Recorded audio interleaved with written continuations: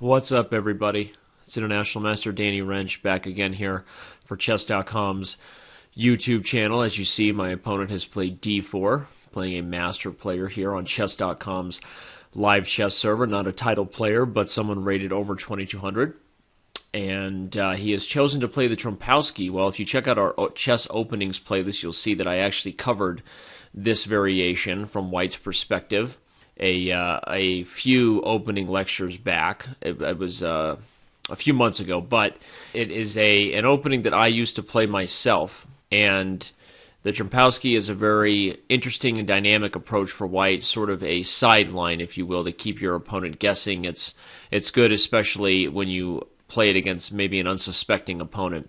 In this case, I am definitely unsuspecting in the sense that it wasn't necessarily the first thing you would expect from someone playing as White, but I've played just about everything against it, especially considering that it's an opening I used to play for myself for a very long time, probably until I was a strong master player somewhere in the 2300s. Don't play it anymore, mainly because I play 1e4 now, but we've developed quickly here, and as you see, we're in a middle game where White probably has an edge.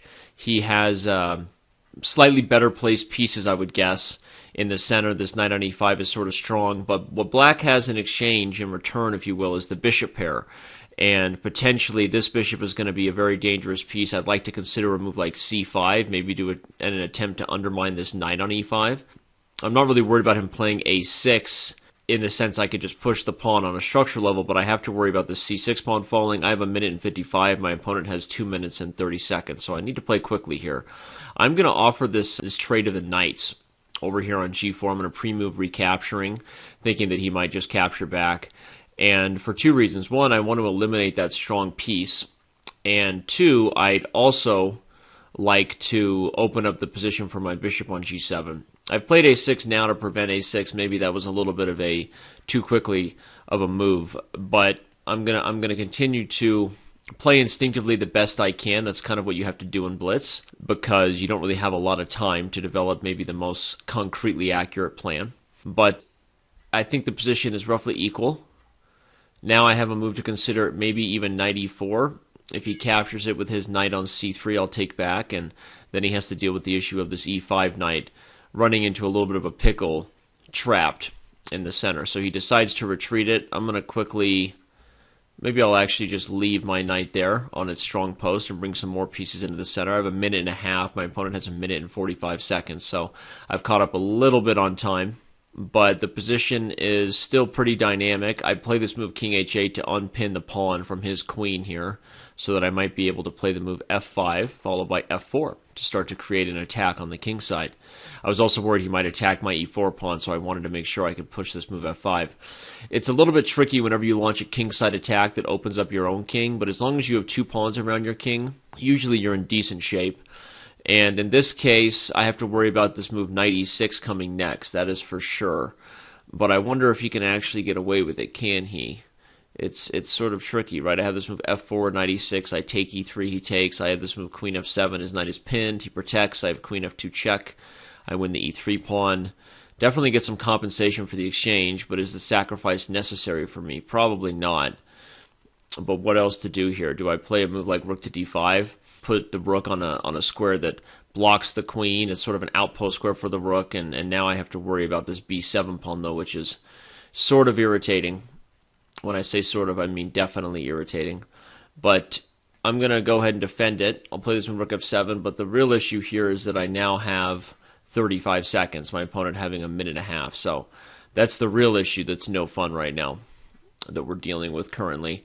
Playing quickly, trying to establish some threats on the king side. Not sure I'm going to be successful in doing so. It's definitely a tricky position. If he takes on b7 with the knight, he might just be winning that pawn. He decides to play the rook over to defend the e3 pawn. I'm going to continue to assault as best I can, creating threats of checkmate potentially. He decides to go there, but that allows rook f2, which is maybe going to open the door for the g2 pawn to become a target. He has to move queen g4. Oh, but I can take with the rook. Little x-ray tactic, and he's lost for sure. So I think the move queen to d1 was not the best way to defend the checkmate, and he's succumbing to the attack on the king side. Maybe my attack on the king side was a little bit stronger than I first realized. It was definitely a tricky position for him to deal with. Let's go ahead and back up and take a look at it. Okay, as I said, we have 1d4. I play knight f6, which is the main variation that I play. Obviously, the two main moves against d4 for beginner players out there wondering, d4 and knight f6 are both the most common ways to meet the queen pawn. I play knight f6, and typically I'm a Nimzo-Indian player. Again, you can check out the Nimzo-Indian as well as the line that he played, bishop g5, the trompowsky attack, in our chess openings playlist. The basic idea here is that white is threatening to capture the knight immediately, and it gives up the bishop pair, which is a very risky decision on a dynamic level, because eventually most positions become open, right? And so the earlier you give your opponent the bishop pair, the easier time they have developing their plan around eventually opening the position. You always hear that. In fact, if you're a beginning tournament player out there, you're wondering why you hear coaches and people say the bishop pair is worth 7 points, whereas the knight and bishop or two knights are worth 6. I don't really agree with the point system, but the general reason is that it's much harder to dictate a position to keep it closed than it is to allow a position to become open. So this is sort of chess philosophy you can learn from. So the earlier you give your opponent the bishop pair, those types of openings tend to have the inherent risk that you're giving your opponent a plan to open the position, to play dynamically, to be aggressive, because the two bishops will be much better in any sort of open board scenario, regardless of which side of the board they're attacking. So that's the reason why the trompowsky is not a mainline weapon you see players at the highest level play consistently, though it has been played by a lot of great players. It was even used by Anand in the 90s, current world champion, back when he wasn't the world champion. But certainly it's been played by some really strong players, and it's a really fun opening because it's not very well known. Black's main response is this move knight e4 that attacks the bishop. It gains a tempo, and when the bishop retreats, now black will typically try to strike with c5, which you've probably heard a lot, that in any queen's pawn game where the queen's bishop moves early, whether you're black or white, it opens up the possibility for tactics like this, taking advantage of the pawns. Okay, so c5 is a move that opens up the door for black to play moves like queen to b6. Even the move c5 immediately is an option in that sense, and if white chooses to give up the bishop pair and tries to not let his center be undermined, black usually will immediately strike with a move like queen b6, and queen to c1 can even be met with fun moves like bishop h6, trying to deflect the first lady from the b2 pawn. So this is just an idea of some of the common tactics, and black's main philosophy normally against the trompowsky is to be aggressive against the queenside dark squares. Again, taking advantage of the absence of that bishop. And if you check out the video lecture I did on this opening in the chess openings playlist, you can let us know what you think, and maybe this game here gives you a little more knowledge. But d5 is another very solid way for black to play, and the thing is that if white doesn't capture immediately and double the pawns, black can put the knight on d7, and white will have sort of wasted that entire purpose of developing the bishop early, because there's no reason to capture here if you're not at least destroying black's structure. So white has to take immediately, but now after I take here, the plan here, this is, in my opinion, an underrated way for black to play. It's very positional. I'm not trying to be super aggressive with the ideas of taking advantage of the early development of the bishop. That's not the intention here, even though that is the intention of most of the sharpest variations of the trompowsky. Rather, what I'm trying to do is just accept the bishop pair gift that my opponent has given me, and I want to develop with a solid center, and as soon as I do, I'm going to eventually try to change the structure, eventually try to play moves like c5 and lash out and open up my bishop. The other advantage is that a lot of times in the trompowsky, white loves to attack on the king side. They've gotten rid of this knight on f6. If you can use your imagination, whenever there's no knight here, there's typically an easier king side to attack. And so by playing this idea, I'm going to play g6, and the fianchettoed structure is a very solid one and very difficult to break down without the right development plan. So the other advantage of this is that even though d5 is a line that I think objectively gives white a teeny bit of an advantage for a while, and computers would say so, I like to play it in Blitz because it kills a lot of the sharpest variations of the trompowsky, takes away my opponent's attacking chances on the king side, and again, it's a very solid approach. So I think it's an underrated way for black to play. In any case, after e3, we get the exact lines we were talking about. He plays c4, which is correct. He wants to eliminate this pawn so that he has the potential to take advantage of a space advantage in the center. But I eventually take on c4 because the pressure was overwhelming. I'm not thrilled about giving him this pressure here, but now that I've completed my development, I know that I can eventually lash out at it with f5 and open up this bishop to attack the critical d4 pawn. So now I just need to get developed. I wonder if even more aggressive ideas like c5 shouldn't be looked for. I thought about b5 quickly, but I was sort of talking to you guys about the philosophy here, and I ended up getting myself a little bit down on time. So I tried to play the next few moves rather quickly. But they all make sense, of course, and now after a5, he was threatening the move a6 to undermine the c6 pawn. I decided to go for this move, knight to g4. I thought about the move c5. He can't put the knight on d5 to attack the queen because I'll simply trade it and then open up this. So that may not have been what he wanted, but I was worried that the opening of the position just in a straight-up sense may not favor me, something like this, where the tactics might favor white, just having so many pieces in the game. So I just a quick evaluation said, hey, I don't want to play c5 here right now. I'm a little bit down in development. So I wanted to trade off his best piece instead. He decided not to and retreated.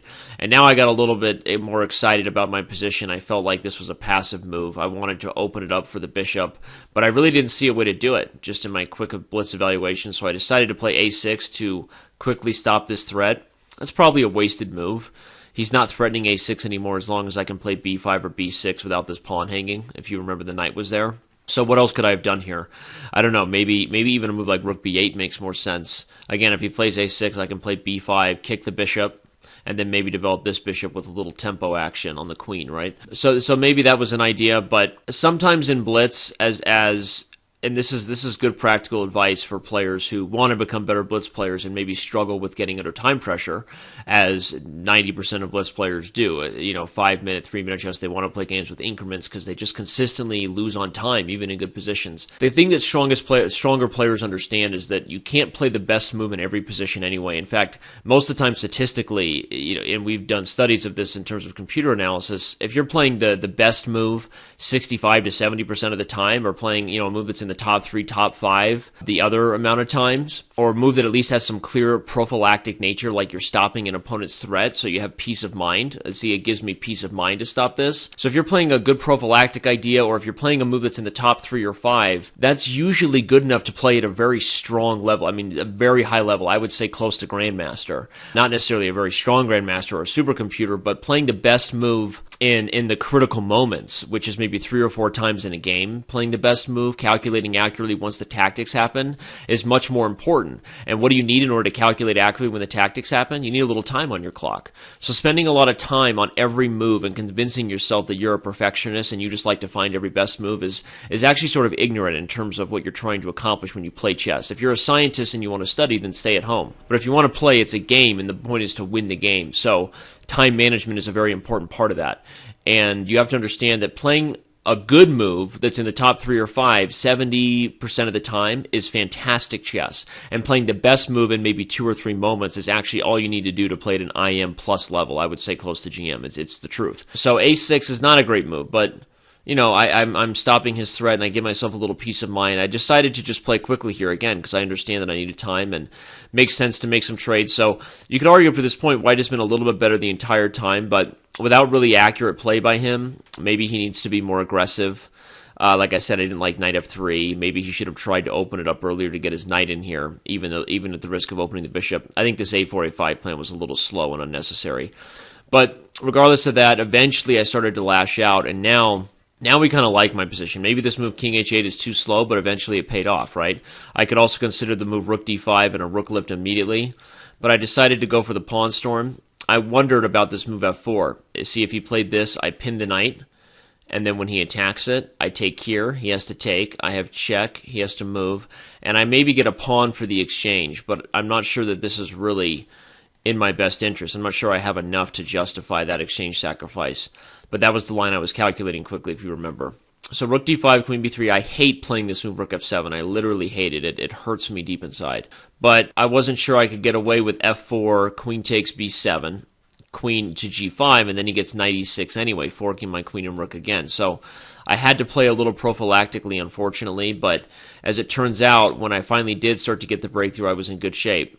Possibly here he should take and then go for this, but I understand he was probably worried about ideas of the d4 pawn becoming weak. So The position was certainly tricky and dynamic, and that's why he was aggressive, but I think he just underestimated the threats here. Rook e1 is just a bad move. I think the rest is losing. What can he do here? If he takes, and I take, and he takes with the queen, I get this e3 pawn. But if he takes with the knight, I don't have anything immediately, do I? I can't take e3 because the queen guards it.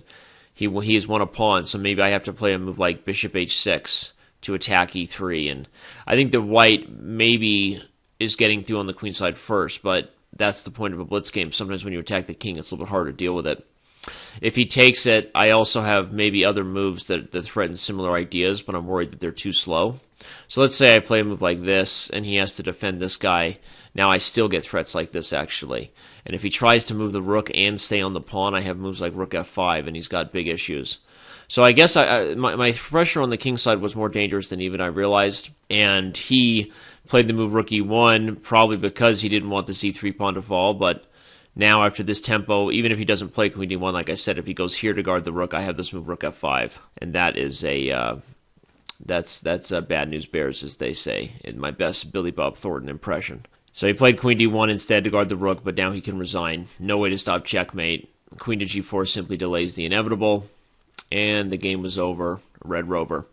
Well, that was fun, and I hope you enjoyed this live sessions installment. We've done a lot of openings and even the member analysis mini, so please give us your comments, give us your feedback as always on our YouTube channel, and we will see you around on Chess.com.